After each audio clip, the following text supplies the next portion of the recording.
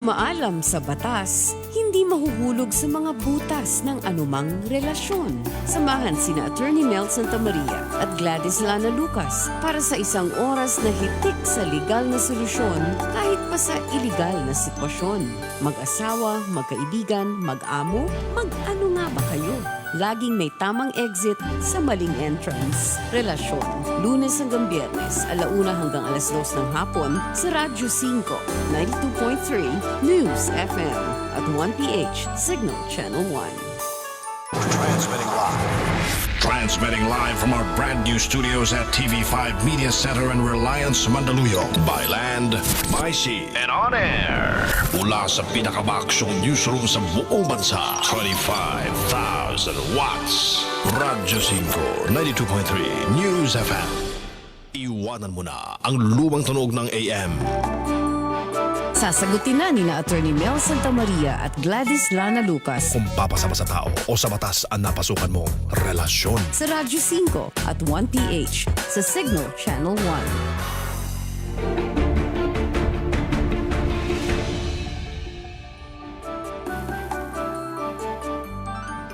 Magandang tanghali po mga kapatid, kaibigan, kababayan. Muli nagbabalik sa inyo ang ating programang Relasyon. Ito po ang inyong lingkod, si Dean Mel Santamaria. Hanggang 2:00 po tayo. Huwag po kayong alis, tutok lang. At madami tayong matututunan ngayong araw na to. Gladys. I agree. Magandang tanghali sa iyo din. Magandang tanghali rin sa lahat ng mga nakikinig na sa atin sa Radyo 5, 92.3 News FM at nanonood sa ating broadcast sa 1PH sa Signal Channel 1. Yep. At syempre, yung mga followers natin sa ating live streaming via our official Facebook page na Radyo 5, 92.3 News FM. Yeah. Magandang araw ho sa inyong lahat. Yun. Kahit saan man kayo naroroon. Ngayong araw ng Huwebes. Ay, Huwebes. Naku, countdown na ako. Gladys, countdown na ako sa pasukan ng aming Weekend. pamantasan. Naku, the fear, next week ba yun? the fear of the unknown to, the fear of the unknown. Parang parang landing on the moon. Well, anyway. Kasi alam mo, sabi nila, it may be an unknown. Diba? It may be an unknown. Oo. Pero kung ikaw ay naghanda din naman. Yes, Diba? oo. May mga ginawa kang paghahanda. Ay, hindi masyadong nakakatakot yun. Diba? Kaya nga, basta ang consolation mo na lang, ginawa mo lahat ng magagawa mo, pagdating ng takdang oras, basta may nag-glitch, wala okay, o anuhin na lang, take it on the chin, improve, di ba? Improve na lang. In fact, nagbigay ka yata ng enough time para to correct mistakes, di ba? Parang may dry run period. Oo nga Bago talagang go na. Oo. All systems go. All system go. Ayan. Naku. Well, anyway, Gladys, ano pa tayo? Madami tayong pag-uusapan ngayon tungkol sa, Yes. sa COVID. May mga bagong balita na dyan. At ano bang balita ngayon? Ano pa rin tayo? Well, ang pinakabalita kasi hanggang July 15 lang yung itinakdang GCQ natin. So, nagkaroon na nga ng anunsyo, no, kagabi, at alam na ng lahat na dito sa NCR from July 16 to July 31, ganun pa rin. Nasa GCQ pa rin tayo, General Community Quarantine na status. Pero, of course, meron talagang proposal actually na ibalik doon sa dating enhanced, di ba? Doon sa modified, enhanced community quarantine. Community quarantine. Pero talagang they had to weigh it. There were proposals, di ba? Pero they had to weigh it yung papaano naman yung ekonomiya. Kasi kailangan na rin talaga makapasok ng iba.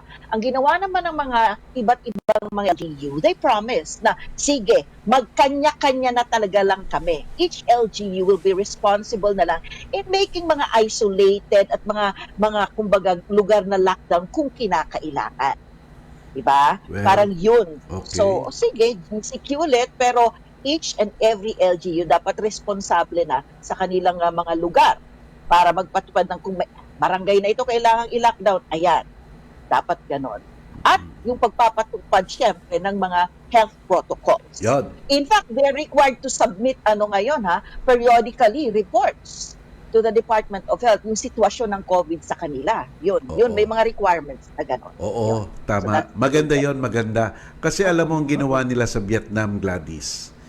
ang ginawa nila sa Vietnam, hindi wholesale. Hindi buong Saigon GCQ. Walang ganon. It's a localized thing.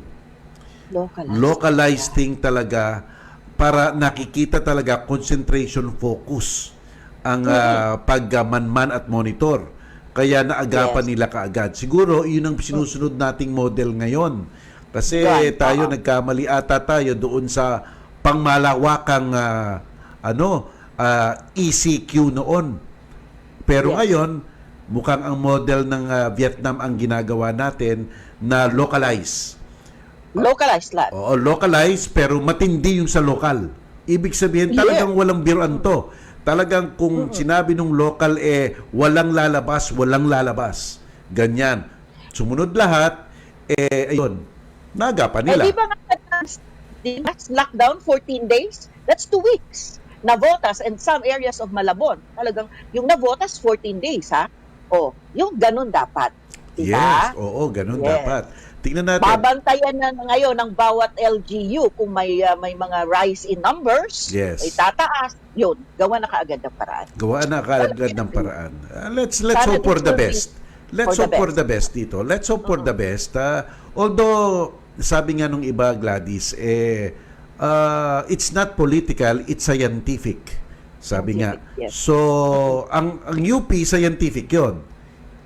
Well, siguro naman itong mga IATF scientific rin naman to. Hindi natin alam. So, tinimbang nila, siguro ito na muna ang gawin natin since may good model na pwedeng sundan, siguro yun ang sinunod talaga nila.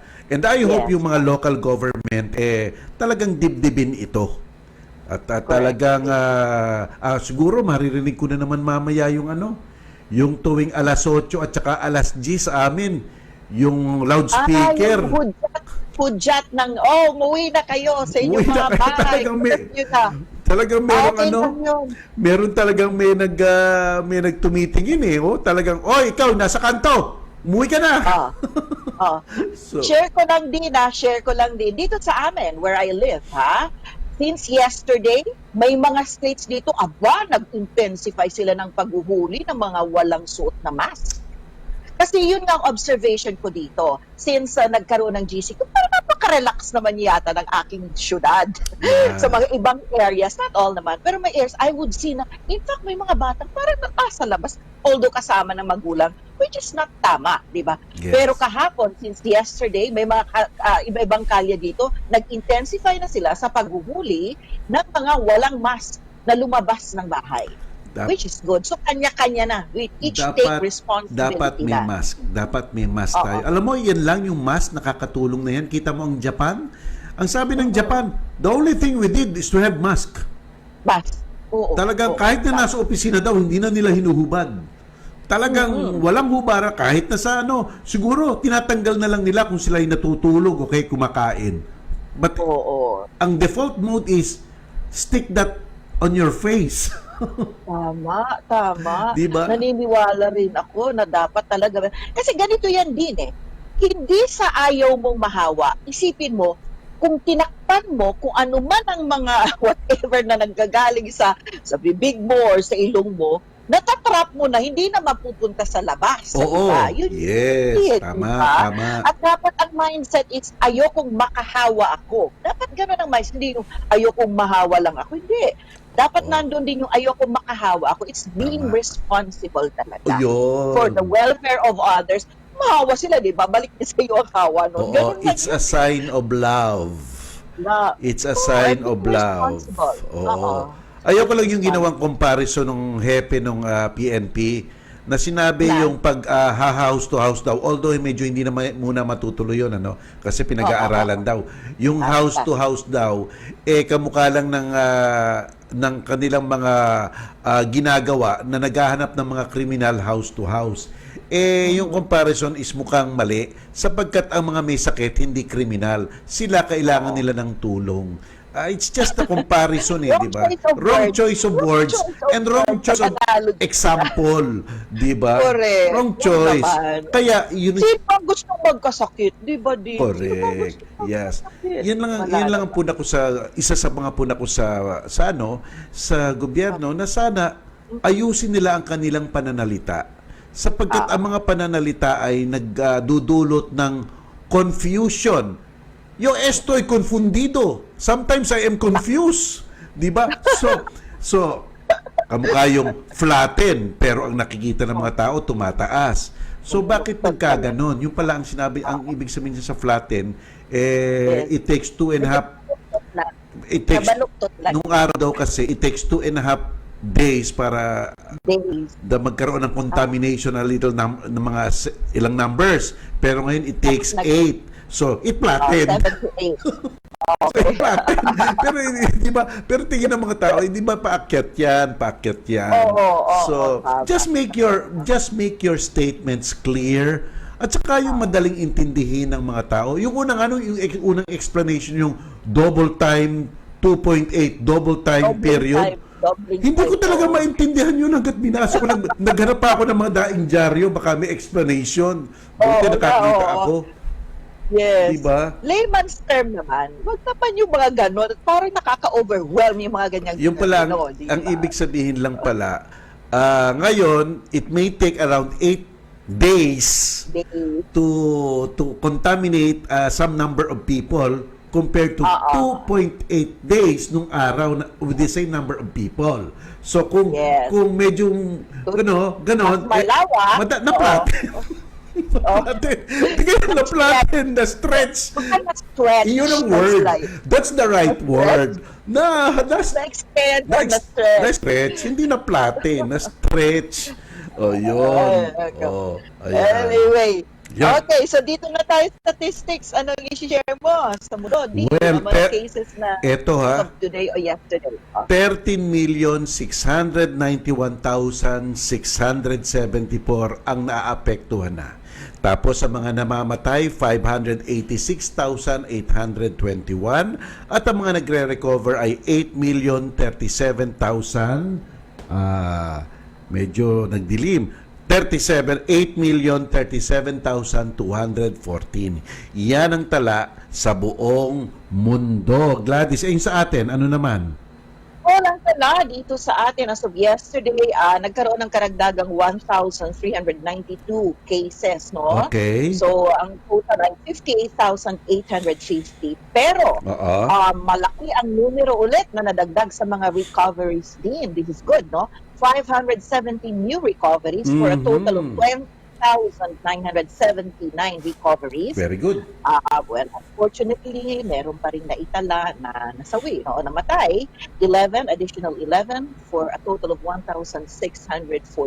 And let's not forget na may mga kababayan din tayo, mga Pinoy. Meron din kasing numero for Filipinos abroad. Okay, no? ano yun? Meron din numbers dyan. No? Abroad, ang pinaka-latest number dyan ay 8,915 confirmed cases. Pero, ang recoveries dyan ay 5,311. Ibig sabihin, yung remaining, yung balance dyan ay still active. So, let's hope they also recover. At ang total ng deaths ay 618. Alam, so, yan ang pinakamulang. alam mo, Gladys, sa buong mundo, tayo ang pang 33. Tapos, ang sumunod sa atin, Kuwait. Ang nasa taas natin, Oman, Belgium, Kazakhstan, Belarus, Ecuador, Sweden, Indonesia, at China, at madami pang iba. Tapos, ang pinaka-highest pointer, ang United States of America, ang Brazil, tapos India, tapos Russia. Yan. Okay. Yung yung presidente ng Brazil, di ba, na meron ng COVID? Kasi talagang ayaw niya, pero ewan ko, siguro natuto na rin siya. Ayun. Yes. Yan. Laki talaga ng numbers sa US, no? Laki ng numbers sa US. Talagang, I don't know kung, paano sometimes it also, the example is very important. Kung ang presidente nila, parang baliw na ito, talaga yung mga ibang tao naglalakas ang loob. Si Trump, ibang klase rin si Mr. Trump, di ba? Pero, one of the more recent na mga news na monitor ko talagang he was seen wearing a mask na. Dati kasi di ba medyo tikas ang ulo. Parang akala niya siguro si Iron Man siya. Anyway, okay, so yan ang sitwasyon. We are still on our special broadcast po ni Email. Kung napapansin niyo, kami po ay hindi pa kami makakatanggap ng inyong mga tawag for our Q&A mamaya. Pero maaari ninyong i-post po yan sa aming Facebook page na Radyo 5, 92.3 News FM. Pwede rin ho sa Relasyon Official Fan Page. At kung kayo yung nanonood po ng aming broadcast via live streaming on FB, pwede rin ho kayong mag-post ng questions nyo doon sa comment section. Ayun. Okay. Yes. Pray na tayo Okay, din. pray na tayo. Panginoon, kami po ay nagpapasalamat at binigyan nyo na naman kami ng pagkakataon na makapagpalabas muli ng relasyon upang makabigay tulong at gabay sa mga kapatid namin, mag-message sa amin ng kanilang mga suliranin at problema. At sana po palinawin nyo ang aming mga pananalita at paayusin nyo ang aming mga gabay para na nga mabigyan sila ng direksyon sa pag-resolba sa kanilang mga suliranin. At lahat po ng itong aming ginagawa ay para sa inyong ikabubunyi sapagkat kayo po ay tapat at wagas ang inyong pagmamahal. Amen. Amen. Okay.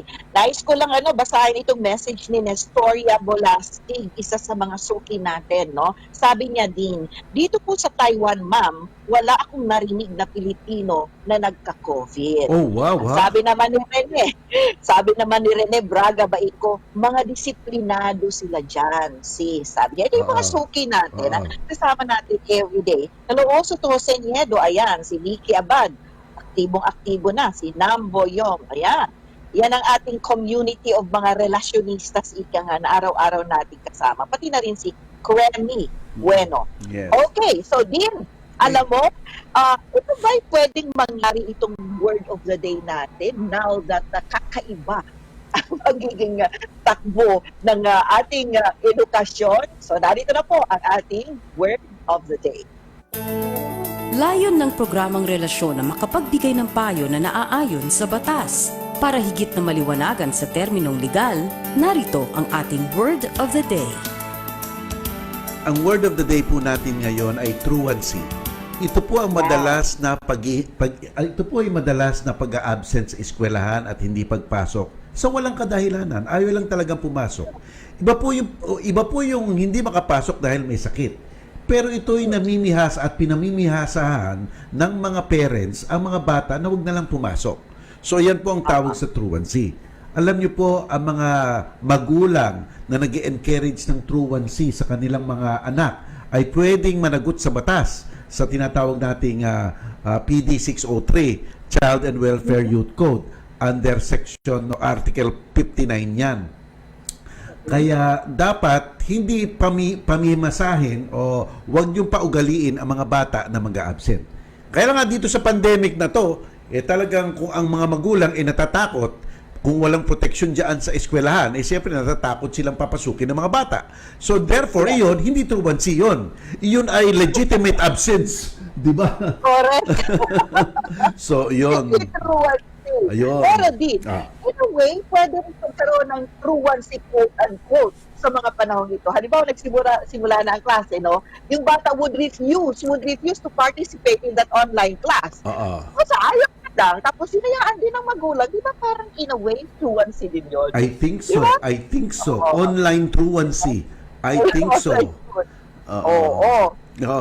Alam mo, no, sapagkat sinabi mo yan, Gladys, no, at nasa online, no, there are just so many ways for our teacher and maybe our Department of Education to make studying interesting for students, no? Kasi computer to di ba? Yeah. Online ito ang dahil nila matutuldok, mapipindot. Sana they are creative enough to heighten the interest and the enjoyment of the children in using the laptop. Diba? Okay. At saka, paano, they have to be very creative na parang ma-engage nila ang mga estudyante na hindi, kasi maraming distractions pag nasa bahay lang, di ba? Yes. Maraming distractions, di ba? Parang hindi controlled ang environment unless yung mother or father talagang tututukan na upo ka lang siya at mag-participate ka. You have to be very creative para makuha mo ang atensyon nila hindi masayo. Yes, yes. Ayan. Yan. Okay. Okay, so that's our word of the day po. Truancy para ngayong araw ng Huwebes, July 16. Okay. All right. So ngayon naman po, kung ready na kayo, ready na rin kami ni Dean para po ihatid sa inyo ang ating Q&A dito sa relasyon. Q&A na tayo. Ang programang ito ay bukas sa pagbibigay daan sa paglalahad ng inyong mga problemang pangrelasyon. Mangyari lamang tumawag, sumulat o kaya naman kapatid, mag-FB message na. Okay, mag-FB message na po kayo sa ating Radyo 5 page o sa Relasyon Official fan page. First question, good day. May problem po ako sa aking surname at middle name. Kasi po, yung surname at middle name ko, imbis na sa father, yung sa mama ko po ang ginagamit ko. Yan din po ang nakalagay sa aking birth certificate. Before, pinalate registration po namin, kaso pinastop ng second year advisor ko dahil illegal daw po yun kasi meron na akong birth certificate sa PSA o sa NSO. Okay. In the first place, bakit apelyido at middle name ng nanay niya ang nakalagay sa kanyang birth certificate? Iba din. Ano siya? Illegitimate ba siya o legitimate? O kasi kung illegitimate ka, talagang ang dapat gagamitin mong apelido ay apelido ni nanay. Ngayon, magagamit mo lang ang apelido ni tatay kung may pahintulot ni tatay na gamitin ang apelido niya at ikaw ay talagang tinanggap niya na bilang anak at ito'y nakapaloob sa isang tinatawag na sinumpaang salaysay na isasamite ng tatay doon sa Register of local civil registrar. Ngayon, yung pagpapatigil sa iyo ng maestra mo na wag ituloy yung pangalawa, tama iyon. Sapagkat ang una mong rehistro, yung pinakauna, iyon ang tunay. At kung merong pagkakamali na lang dun sa una, papaamyendahan na lang iyon. Ang solution, hindi magpapagawa ng late registration. Hindi ganon. Kaya tama yon, tama yung sinabi sa iyo ng maestra. Yon. Yan. Okay. Hello po, attorney at Ma'am Gladys. Paano po kung yung kalaban sa lupa ay yung mismong assessor sa aming lugar? Ano po ang maaaring gawin? Hindi po kami binibigyan ng tax declaration namin na gagawin namin sanang ebidensya para patunayan na pag-aari namin yung lupa, pati na rin yung gusali. Sabi po niya, sapat na lang yung tax declaration na ibinigay niya, yung dating 2 hectares ay naging 1.5 hectares. Tapos po, kami pa po ang tinatakot nila na sa korte na lang daw kami magkita. Kami po ay walang kakayanang magbayad ng abogado, kaya hanggang ngayon ay patuloy silang gumagawa ng gusali. So lupa yata tax deck kanila, yung taong sinasabi niya, yung gusali or structure or building. So, teka, ang ibig sabihin nyo ba, ang hinihingi niya, yung tax declaration ng lupa niya na ayaw ibigay? Iyon ba, Gladys? Ayaw ibigay? Yes, ayaw na yata. Dati meron, sige nire-renew dito. Nire-renew yan every 3 years. Ayaw na silang bigyan. Ayaw na silang bigyan. Mali yun. Daw. Tsaka yung tax declaration na yan, every now and then, at every day, makakakuha ka. Hindi naman sa everyday, ha? Iyan ay hindi tinatago. Iyan ay talagang binibigay sa isang taxpayer. Sapagkat dyan lang makikita ng taxpayer ang base ng kanyang amilyar. May karapatan ang mga tao na makita ang base ng kanilang amilyar. Hindi pwedeng pagulain. O itong gawin mo. Okay? Sapagkat iyan ay tinatawag na ministerial act. Alam mo ba, Gladys, ano yung ministerial? Automatic yon. Walang discretion yon. Matik. Kasi karapatan ng tao Karapatan ng tao. Sulatan mo sila ng formal, magalang naman, hindi pa away, na this is to respectfully ask for a copy of our tax declaration. Our old copy is as attached for your guidance. etc. Pasulat nyo na lang sa abogado. Pero ganun ang tenor, ha? Ngayon, kung lumampas ang araw na hindi kayo talaga pinapansin, ayan ang sinasabi ng ombudsman. Pwede nyo nang i-complain sila, bigyan lang ng copy sila ng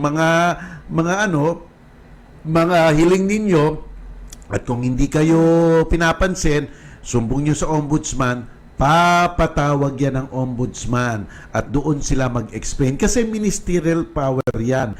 Ibig sabihin, there is no discretion. Kung humihingi ako halimbawa ako pupunta sa Quezon City, hingi ako ng tax deck, they have no option but to give. Di ba? So yan ang gawin nyo para may konting legal na ipin ang gagawin nyo para kung patawag sila sa ombudsman, ewan ko, baka bigla na lang nilang bigay sa inyo. Yan. Kasi ang claim niya nga din sa umpisa ng kanyang message ay siya mismo, yung city assessors mismo, ang kalaban nila doon sa Oh my God! So, siguro gano'n. oo. Kasi sila yung magpapatayo ng gusali. So, yun mismo. So yung lihiling mo, do it as normally as possible. Huwag mo nang ligyan ng makukulay pang mga salita. Kaya siguro, just write that straight letter request para makikita ng ombudsman na, wow, straightforward naman ang sulat. Bakit ayaw bigyan? O papatawag yan. O yan ang gawin nyo. Correct. Okay. Eto naman, good afternoon, Attorney Mel. Ako po ay nagwo-work sa isang, veneering company. 11 years na po ako. Minsan po yung boss ko ay pinagtrabaho niya ako sa bahay nila mismo bilang isang kasambahay.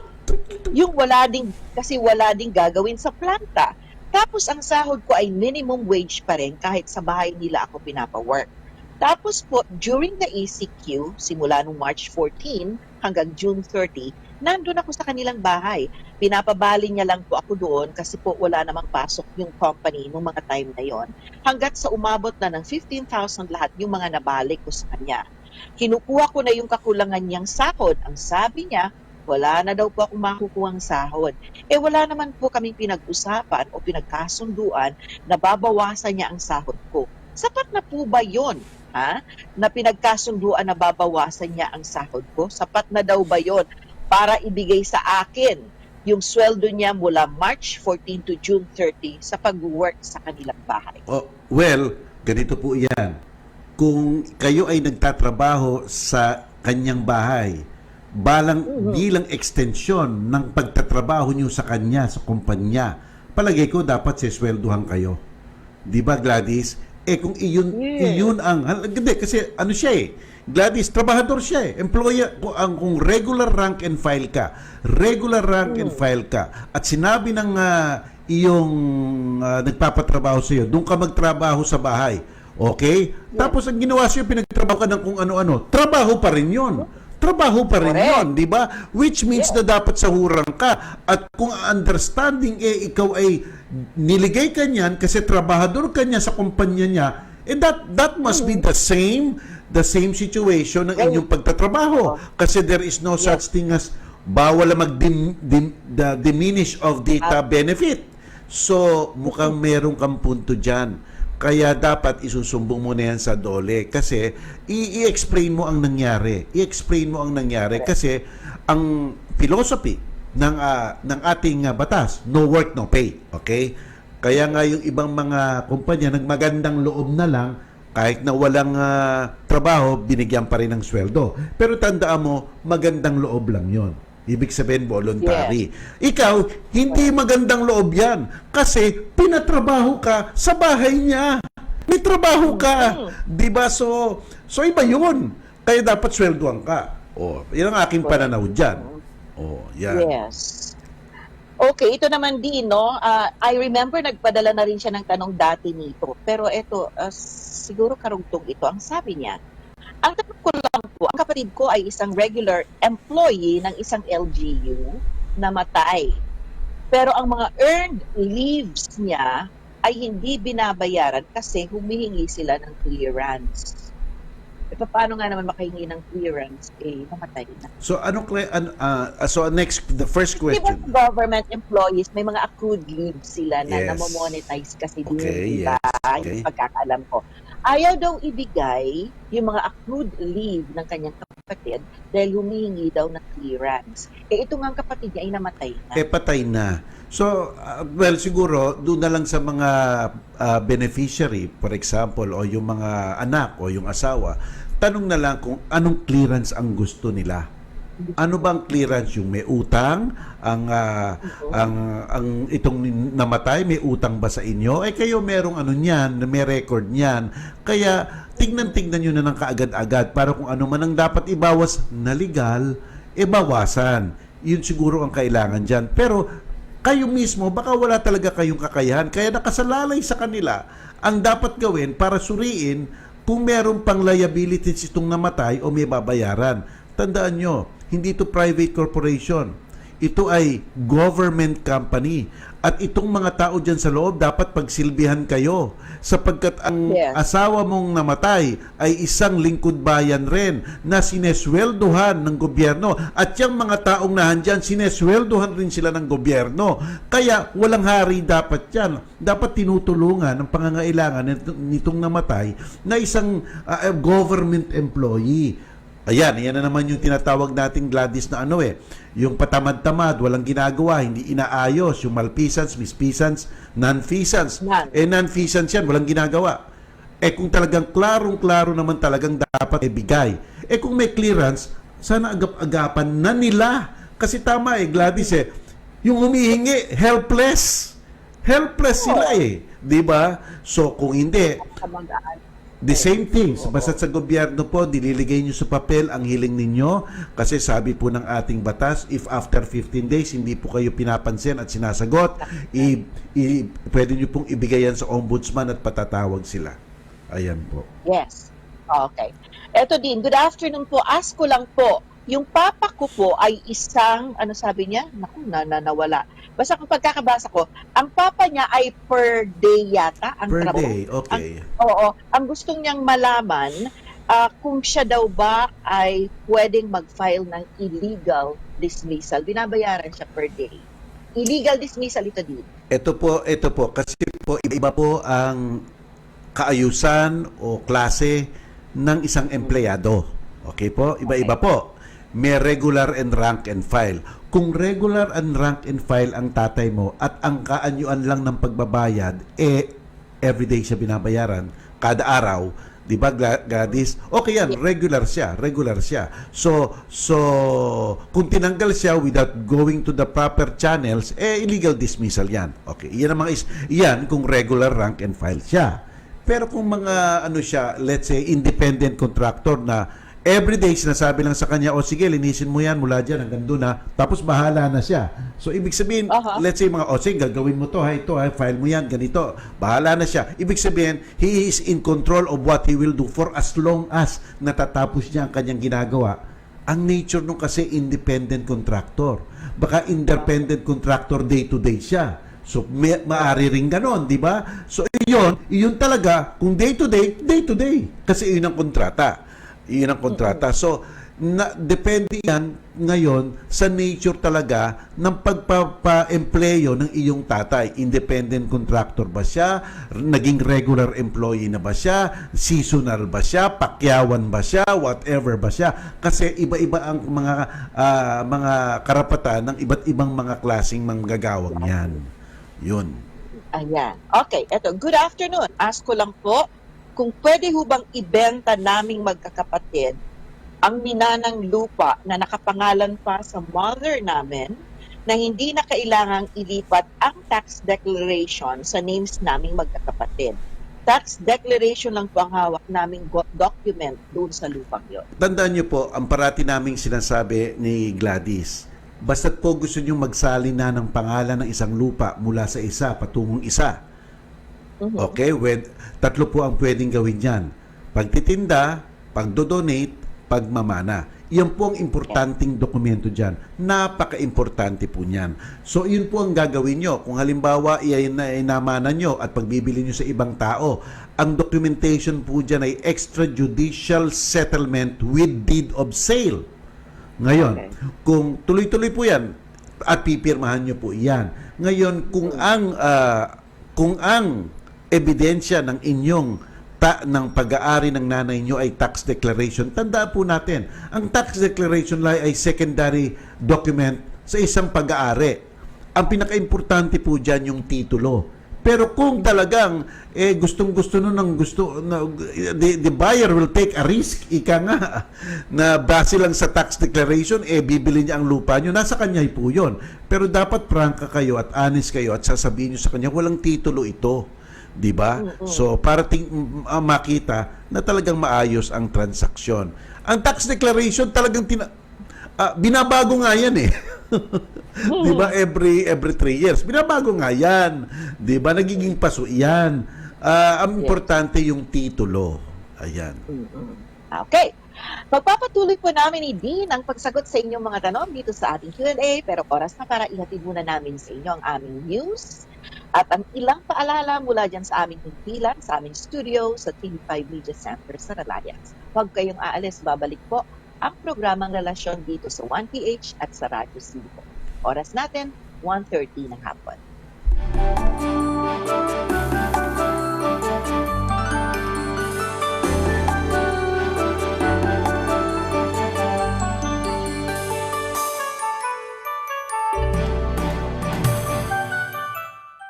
Ang Aksyon News Update ay hatid sa inyo ng all-new Isuzu Travis. Transcend your business. Radyo 5, 92.3 News FM, Balita, Aksyon, News Update. Ang oras 1:31 ng hapon. Narito ang mga balitang hatid ng Radyo 5. Tiniyak ni DepEd Secretary Leonora Briones ang kahandaan ng ahensya sa pagbubukas ng klase sa Agosto. Sinabi ni Briones na naghahanda na rin ng health facility ang ahensya na maaring puntahan ng mga bata kung sakaling magkasakit ang mga ito. Handa na rin ang DepEd sa limitadong pagpasok ng mga bata sa mga lugar na walang COVID-19 cases. Naniniwala si Briones na kailangan pa rin magkaroon ng face-to-face classes ang mga guro at mag-aaral ng ilang beses sa isang linggo. Limitado lang ayon kay Briones ang pagpasok ng mga bata sa paaralan o maaaring gawing by batch. Naghahanda na rin ang DepEd sa dry run sa gagawing online learning bago ang pagbubukas ng klase. Sa iba pang balita, guilty ang ibinabang hatols ng korte laban sa singer na si Claire de la Fuente o Clarita de Guzman sa totoong buhay. Kaugnay ito sa 7 bilang na tax evasion cases na kinaharap ni de la Fuente sa Court of Tax Appeals. Bigo umano si de la Fuente na maghain ng income tax returns sa loob ng 7 taon o mula 1998 hanggang 2004 para sa kanyang kumpanyang Philippine Corinthian Liner Corporation. 1 taon na pagkakabilanggo ang hatol sa bawat bilang ng kaso ng singer. Pinagbabayad din ni Associate Justice Maria Belen Ringpis Liban si Fuentes ng subsidiary imprisonment kung hindi siya makababayad. Napatunayan ding guilty ang PCLC sa paglabag sa Section 255 in relation to Section 256 ng National International Revenue Code of 1997. Kailangan ding magbayad si De La Fuente ng multang 100,000 sa bawat bilang ng kaso. Philippine Standard Time, 1:33 ng hapon. At yan ang mga balita. Ako si Jessica David ng Radyo 5, 92.3 News FM. Aksyon, News Update. Ang Aksyon News Update ay inihatid sa inyo ng all-new Isuzu Travis. Transcend your business. Ang nanay ko, doktor. Si tatay ay nagtatrabaho bilang pulis. Ang ina ko ay isang pharmacist. Akong amay, usa ka nurse. Maraming salamat po sa inyong lahat. Araw-araw nilang nilalagay ang kanilang buhay sa peligro. Sa ngalan ng serbisyo, hindi lang para sa mga mahal nila sa buhay, kundi para sa ating lahat. Kaya't sa ating mga Filipino frontliners, maraming salamat po sa inyong lahat. Lahat kami ay saludo at sumusuporta sa inyo.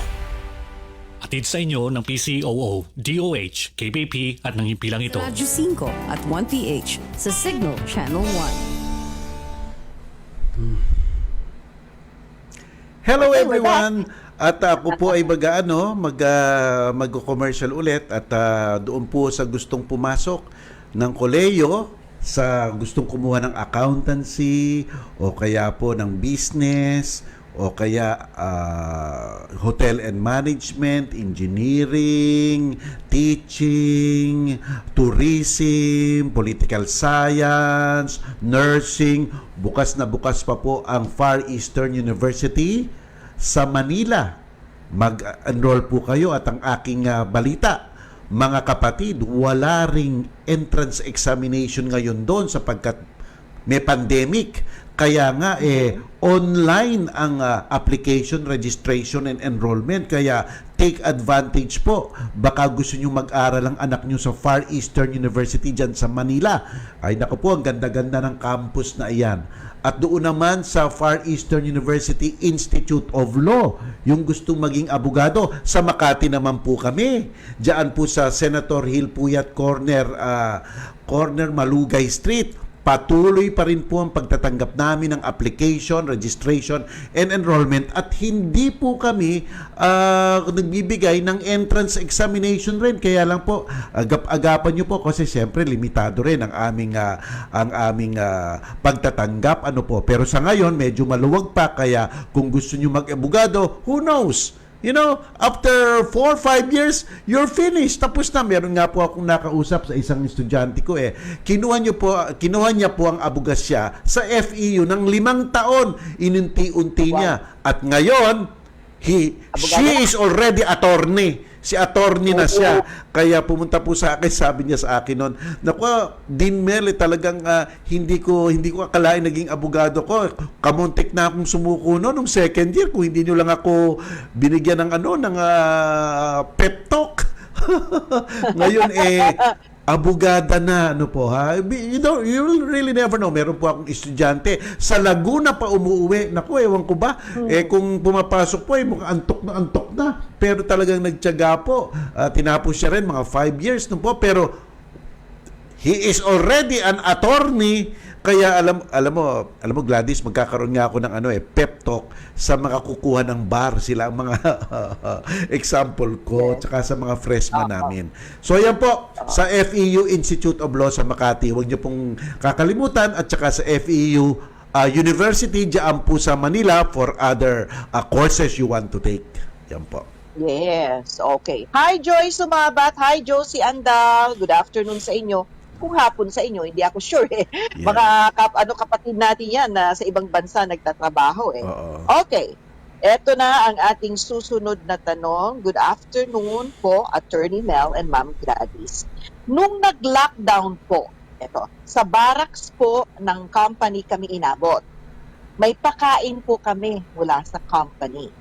Pero, ngayong nakabalik na po kami sa work, inaawas po sa sweldo namin yung pagkain na ibinigay ng company nung nagkaroon ng lockdown, pati na rin po yung cash advance na nakalagay sa aming payslip doon sa kinain namin. Tama po ba yun? Maraming salamat po. Well, alam nyo talaga maselang at sensitive na issue po yan. Maselang at sensitive na issue. Kasi po, parati akong bumabalik sa philosophy ng ating labor code kasi po, yung no work, no pay. At ang obligasyon lang po ng inyong employer ay to pay you your salary, your benefits under the law, and your benefits under the contract. At yun po, nandun po sa loob noon ang mga pananagutan ng isa't isa. Yung nasa labas po, tawag po doon generosity. Kaya yung pala hindi medyo generosity yan kasi siguro ang laki rin ng mga nagastos ng kumpanya at syempre kayo naman dapat kayong kumain na alangan naman kakain pa kayo sa labas, hindi kayo makakalabas. Hindi na pwedeng lumabas. So tinulungan kayo ng kumpanya pero ang lumabas hindi pala libre iyon. Pero kakain naman talaga kayo. So yun ang nangyari. So in short, ang sinasabi ko, hindi ka agad-agad kasi masama. Hindi ka agad-agad pwedeng ituring na ay ganun pala iyon. Hindi pala tulong iyon. Kasi under the circumstances, kung hindi kayo naman binigyan ng pagkain, hindi naman kayo makakain at lalabas pa kayo at baka mahawa pa kayo. So dapat timbangin niyo po rin yun na ginawa ng employer ninyo para sa inyo. It's not that it's automatically bad, but it was called by the situation, Kasi the employer could just say, okay, pasensya na kayo, wala kaming maibigay na pagkain sa inyo. Diba? So, correct. So, yun. Yeah. Oo. Siguro akala nila from the start, libre o ayuda. Yung ano naman, yung mga employer naman, ang pagkukulang nila, Gladys, hindi Yun. nasabi Sinabi. kaagad-agad. Hindi nasabi Sinabi kaagad-agad. Dapat sabihin nyo kaagad-agad para wala namang expectation tong mga tao. Kasi alam mo, Gladys, ganito ha.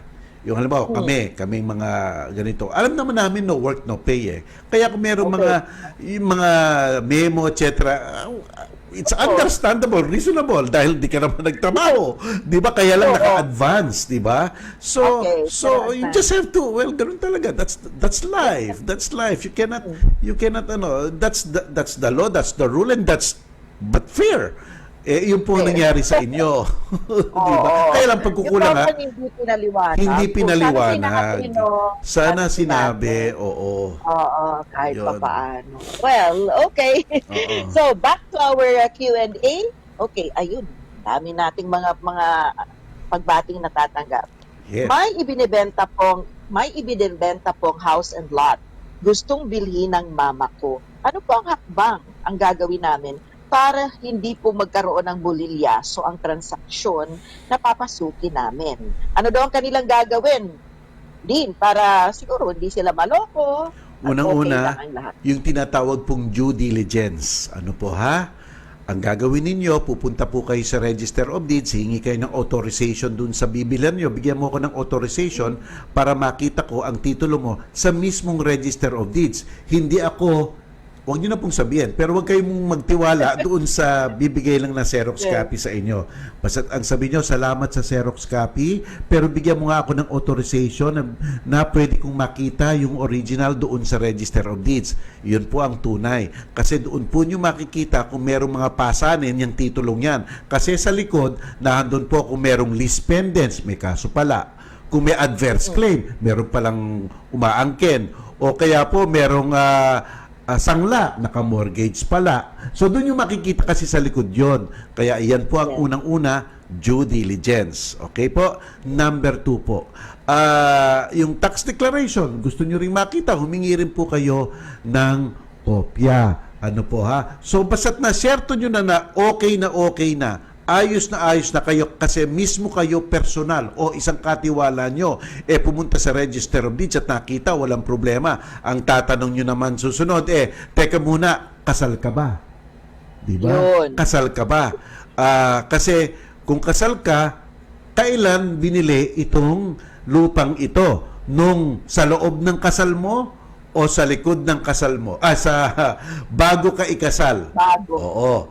Tapos tatandaan mo pa, tatanong mo, pinaka-importante na date, August 3, 1988. Kinasal ba kayo bago August 3, 1988 or before August or after August 3, 1988? Kasi kung kinasal po after August 3, 1988, ano po ha? Lahat ng pag-aari ng isang tao na kanya, kung kinasal siya, magiging pag-aari na rin ng kanyang asawa. Kaya po, kung kinasal yan after August 3, 1988, kahit po nakalagay po dun sa titulo, single, ano po, kahit na nakatiliga po, single, co-owned na rin po yun ng asawa niya. Kung walang prenup agreement. Iyon po ang tatanong nyo, may prenup ba kayo? Kailan kayo kinasal? Because meron pong legal effection. At pag nasyerto nyo na po yan, tuloy-tuloy na po, mag-execute na ng deed of sale, magbabayad na ng capital gains tax yung nagbenta sa inyo, bibigyan na kayo, tapos pagbayad ng capital gains tax, bibigyan na sa inyong certificate of authority to register, at babayad po kayo ng doc stamps rin, kasabay ng capital gains tax, at of course, babayaran yung transfer fees administratively ng Register of Deeds, at syempre, hihingi kayo ng certificate of payment of all real estate taxes na ang amilyar nito clean na clean, walang nauhuli. Para po, yun po, hingin po ng Register of Deeds yun. At pagkatapos po, tuloy-tuloy na yun. Ayos na yun. Okay. Hintayin nyo na lang. Okay. Yan. Yes. Usapin lupa pa rin at pagpapatitulo din, no? Kasi may tanong din sa atin dito, maliban pa dun sa iba kong nakita na very similar ang question. Ang tanong ni Susan na ito, gusto na daw nilang magpa-title ng lupa. Ang hawak lang nila is a tax declaration. Since the 1950s pa daw nila occupied ang lot. Binili daw ito supposedly ng kanyang lola, pero wala silang ibang hawak kung hindi yung tax declaration. Patay na yung lola niya. Can they have that, pwedeng ipatitulo? Pwede yun. Ang tatawag tawag dito prescription. Very extraordinary ito. Ang prescription, sinabi ng prescription ganito, what are the requisites for prescription? Ito hindi titulo ito ng gobyerno. Kasi kung titulo ng gobyerno, kahit gaanong katagal ka na dyan, hindi mo makukuha to through prescription. Obviously, privado sapagkat may tax deck kayo. Maganda na yung tax deck kasi yan ay ebidensya ng possession. Etong requisites for prescription. Number 1, if you are in good faith, dapat patunayan nyo na 10 taon at mahigit kayo na handyan. Okay. Pangalawa, na kayo ay in possession. Parati naming sinasabi ni Gladys, ang tax declaration ay ebidensya ng possession. So, yun makakatulong sa inyo yon, yung tax declaration. At papakita nyo na throughout these years, wala man lamang nag-question sa inyo, walang nag-iit na kanya yan, talagang tahimik kayo dyan. At uninterrupted, peaceful, uninterrupted in the concept of an owner, at saka ibig sabihin notorious. Ibig sabihin ng notorious, hindi masama yung alam ng lahat sa komunidad nyo na inyo yan. Yun. Basta't mapatunayan nyo yan at mga dokumentong ganyan, pasok nyo na sa Register of Deeds at baka mabigyan na kayo ng titulo, or baka sabihin ng Register of Deeds, ilagay nyo sa korte kasi extraordinary case of acquiring property ang mangyayari. Pero sana meron kayong deed of sale, no? Kasi alam mo, Gladys, yun lang ang importante, yung deed of sale. Sana kung may deed of sale, di ba? Yes, at hindi lang natituluhan. Kasi that will be a good one. A good one, deed of sale, extrajudicial partition, donation. Because that is an evidence of title na merong titulo somewhere along the way. Nalipat sa inyo yon. Yes. Yan. Oo. Okay, a blessed afternoon. Matagal na daw siyang tagapanood at nakapakinig sa atin. Dahil po sa problema ng asawa ko sa lupang hinuhulugan niya noon pang 2014. Hindi pa kami noon, may kinakasama po siyang iba. Ngunit namatay po ng 2017 at siya po ang nagtuloy na maghulog sa halagang 2,000 sa isang buwan. Nung una, hindi po naka-fix ang payments nang buhay pa ang kinakasama niya, kaya sa ngayon siya na po ang nagtutuloy ng hulog nito. Ang lupa ay 100 square meters, wala naman pong exact date kung kailan matatapos ang hulog. Tapos halagang 100,000 pesos, ngunit bigla nilang itinaas ng 200,000 ang halaga. Hindi po yun ang pinag-usapan sa barangay. Tapos binenta nila ang lupa na hindi pinaalam sa mister ko. Nagtayo ang mister ko ng kulungan ng baboy, nagalit siya at parati pong nananakot ang kanyang anak. Dahil giniba namin ang kulungan ng baboy, nagtayo ng maliit na bahay. Ang sabi nila, pag hindi daw giniba, hanggang tinaningan kami ng araw at pulis na daw ang gigiba. So sa makatwid din, natatakot sila dahil pinapupunta daw sila sa July 16 sa opisina ng abogado. Humingi siya ng advice. Magsama ka na rin ng abogado. Magsama ka ng abogado, huwag ka mag-iisa. Kung abogado nila ang haharapin mo, magsama ka ng abogado at kwento mo sa abogado mo ang iyong posisyon at ang iyong ginigiit. At ipakita mo lahat sa abogado mo ang ebidensya ng iyong hinuhugutan ng pag-aari niyang lugar na yan. At tama, mag-usap kayo. Tingnan nyo kung sino yung mas magaling na ebidensya. Ayan. Pero huwag kang pupunta doon nang wala mong sariling abogado. Yan lang ko sa iyo, advice ko sa iyo. Ayan. Parang marami ng complications kasi. Yes, madami ng complication yan. Hindi mo na talaga kaya yan. Kailangan mo na yung abogado, di ba? Yan. Okay, good PM po, Dean Mel and Ma'am. Ang tanong ko lang ito. Ang asawa ng kahiwalay tapos nagkaroon ng kinakasama yung isa sa kanila. Tama ba na damputin kaagad pag may hawak na marriage contract? Wala pa naman pong nakasampang kaso. Alam mo, Gladys, ibang klase ito. Bakit damputin kung may hawak na marriage contract? Tandaan natin, Gladys, in flagrante delicto. You are caught in the act. Kaya lang, ano yung kasong caught in the act? Kung ang, di ba? Kung ang lalaki may kasama lang babae, hindi concubinage yun. Ang concubinage, binabahay mo eh.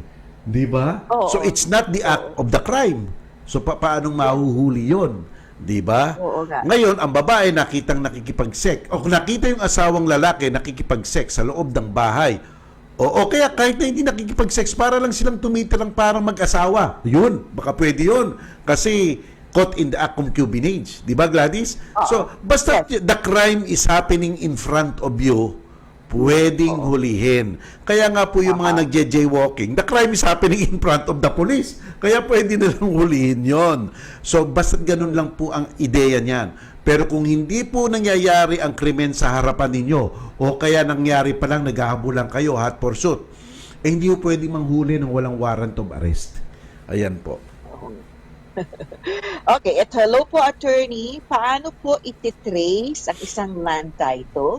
Kasi po pumunta ako sa munisipyo namin, pero ang sabi nila, wala po yung mother title namin. Pati po sa provincial, ay sinasabing wala din po silang mahanap. Pero po sa DNR, meron yung sinasabing kadastral. O, ano pa yung kadastral ulit din? Kadastral yan, yan yung araw, yung hinati-hati yung mga idle lots. Tapos pinagbili at binigay doon sa mga taong nangangailangan at a very low price. So parang ano yan, parang carp na hindi pangsaka. Ibig sabihin, it's just urban areas, parang ganon. It's just a counterpart, no? Well, okay, ganito ang gawin nila. Since nakakita kayo ng lead, DENR, nakakita kayo ng lead, humingi kayo ng mga register copy at dalhin nyo sa Land Registration Authority, sa LRA. Baka na microfilm yung mga titulo niyan. Kung sa tingin-tingin nyo meron pero nawawala lang, baka sa LRA meron silang microfilm na niyan. Kaya kunin nyo yung lead ninyo sa DENR, certified true copy, punta kayo sa Land Registration Authority. Diyan yun sa may Diliman. Diyan sa may, di ba, sa Heart Center, malapit yun. So yun. Yan. Okay. Din, baka pwedeng bilang personal experience natin, may nagtatanong tungkol daw doon sa car loan kung mahinuhulugan kang sasakyan. Di ba nagkaroon ng quarantine tayo itong because of COVID. Nagtatanong siya, anong months daw ba ang covered nito? Ang alam ko, hindi naman nagpalit doon sa 30 days na parang palugit, di ba? Oo, wala akong alam na parang hindi na-extend yun. Parang yun ang pagkakaalam ko, yung first 30 days lang. Pero ibig sabihin, babayaran pa rin kasi yon, Gladys. Hindi naman excuse. I-stagger ang payment, whatever. Kaya ako, yung aking inuhulugang kotse, hindi ko na rin inano. Ibig sabihin, tumawag sa akin, ituloy na lang kasi mas nahihirapan ako eh. Kasi complicated pa din. Mas complicated nagbigay naman akong post-dated check. Pero ang ko pong pagkakaalam ko talaga, 30 days lang yun eh. 30 days. Pero tingnan po Wala natin. Wala rin akong narinig na nagkaroon ng extension. Extension. Yun din ang pagkakaalam ko. Okay. Next, good PM Dean at ma'am. Meron po kaming lupa na natabunan ng bato kasi ito po ay nasa may gilid ng ilog. Hindi namin binabayaran ng amilyar. Ngayon, nagkalaman na yung lupa. Ano ang dapat namin gawin? Ano kaya ang naging laman? Meron kaming hawak na very, very old tax declaration. Ito po yung parati natin kasing sinasabi. Ang tax declaration po kasi, hindi po talaga yung best evidence ng pag-aari. It's not a best evidence of ownership. Isa lang po yung best evidence ng possession. Minsan po, yung mga nag-lessee, mga lessee lang po, o yung mga concessionaire, sila po ang may tax deck. Kasi po sila nagbabayad ng real estate tax. Pero hindi po sila ang may-ari ng lupa. So, ang tax deck lang po ay isang evidence of possession. Pero maganda po iyan as a secondary evidence of ownership. Kaya dapat may mas higit pa kayong mga dokumentong hinuhugutan para masabi nyo, amin iyan. Ano po ha? Ngayon po, kahit na po natabunan yan, kung talaga namang dapat bayaran ng taxes, amilyar, kailangan pa rin pong bayaran. Hindi po porket natabunan hindi nababayaran. Ano po ha? So, ayan po. Ngayon, kung merong sinasabi niyo, ano yung sinabi niya? Para atang tumubo, may lumaman, may adhesion or something, may mga ganyan. Ayan po ang system nito. Titignan niyo po kasi doon lang sa may-ari. Kung pwede ha, doon lang sa may-ari. ang benepisyo ng dugtong accession tawag doon. Hindi po doon sa possessor, hindi po. Kasi po yung yung tax declaration, evidence of possession lang po eh. Kaya tingnan niyo kung may ano kayo, kung meron kayong mahugutan na mas magandang ebidensya ng ownership. Ayan po. Okay, anyway. Yan. Maraming salamat. Ang bilis ng oras natin din. Nako.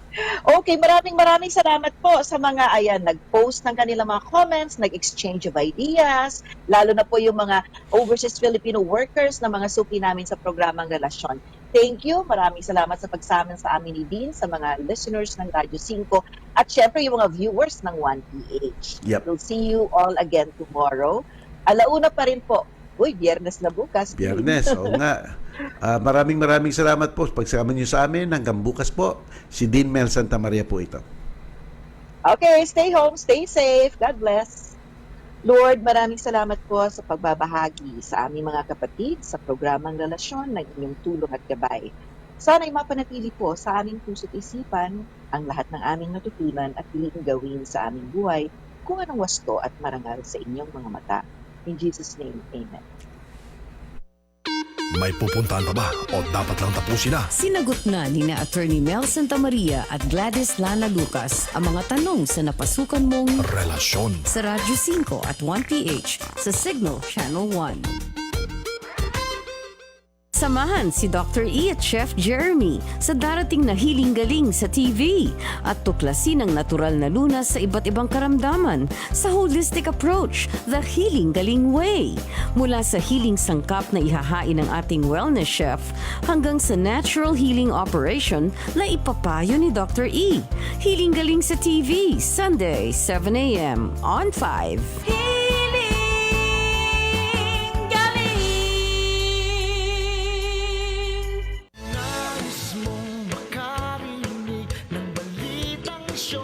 Sa tagal na niya sa showbiz, kilala niya ang bawat pinag-uusapan. Para kang lata. Pagka walang laman, maingay. Parang tubig. Pag mababaw, maingay. Bawat nakaraan, pinagdaanan, bawat pinaghirapan, bawat inaning kasikatan, alam niya ang kasaysayan. Bikanikan niya silang problema na hindi kayang tugunan ng salapi at kasikatan. Christy for Minute. Walang maililihim kay Nanay Christy. Ngayon, ang mga artistang hindi natutong mag-ipon. Pero minsan, wala din siyang ibubunyag sa ngalan ng pinagsamahan. Sabi nga may sangandaan ng buhay, kanan, kaliwa, pasulong o patalikod. May karapatan tayong lahat na magbigay ng ating opinyon at komento. Lunes hanggang Biyernes, alas 5 ng hapon hanggang alas 6 ng gabi. Kasama si Romel Chica. Naghihintay talaga sila ngayon ang pagpatak ng ulan sa summer. Christy for Minute sa Radyo 5, 92.3 News FM at 1PH Signal Channel 1. Sa patuloy na pagkalat ng COVID-19, narito ang ilang impormasyon tungkol sa social distancing. Sa community quarantine, nililimitahan ang paggalaw ng mga tao. Ganito rin ang sitwasyon sa sektor ng transportasyon, subalit patuloy ang biyahe ng cargo at delivery. Ipinagbabawal naman ang pagtitipon-tipon sa isang lugar. Suspendido rin ang klase at ibang aktibidad sa loob ng isang buwan. Ipinapatupad din ang flexible working hours sa mga ahensya ng gobyerno at hinihimok din ang mga pribadong kumpanya na gawin din ito. Sa panahong ito, hinihikayat ang lahat na panatilihin ang layong 1 metro o 1 dipa mula sa mga tao sa inyong paligid. Labanan ang virus, pigilan ang pagkalat, puksain ang COVID-19. Isang paalala mula sa PCOO, DOH, KBP at ng himpilang ito. Sa lahat ng mga magigiting nating mga kababayan sa frontline, pacheck po ng inyong ID. Hingang malalim po. Lagi po tayong maghuhugas ng kamay, ha? Check po tayo ng temperature. kayo ang aming mga bayani. Maraming salamat po sa inyong serbisyo. Lahat kami ay saludo at sumusuporta sa inyo. Atid sa inyo ng PCOO, DOH, KBP at ng himpilang ito. COVID-19, reminders from DOH. tamang pag-ubo. Ang mga airborne viruses tulad ng COVID-19 ay kumakalat sa pamamagitan ng pagbahing o pag-ubo. Para maiwasan ang pagkalat ng mga virus na nagdudulot ng iba't ibang sakit, takpan ng buong bibig at ilong gamit ang panyo o tissue o gamitin ang manggas o loob ng siko kung uubo o babahing. Lumayo sa mga tao kung ikaw ay uubo o babahing. Huwag dumura kung saan-saan. Labhang maigi ang gamit na panyo at itapon sa basurahan ang mga nagamit na tissue. Ugaliin ang wastong paghuhugas ng kamay o paggamit ng alcohol o hand sanitizer. Basta't laging handa at sama-sama, kaya natin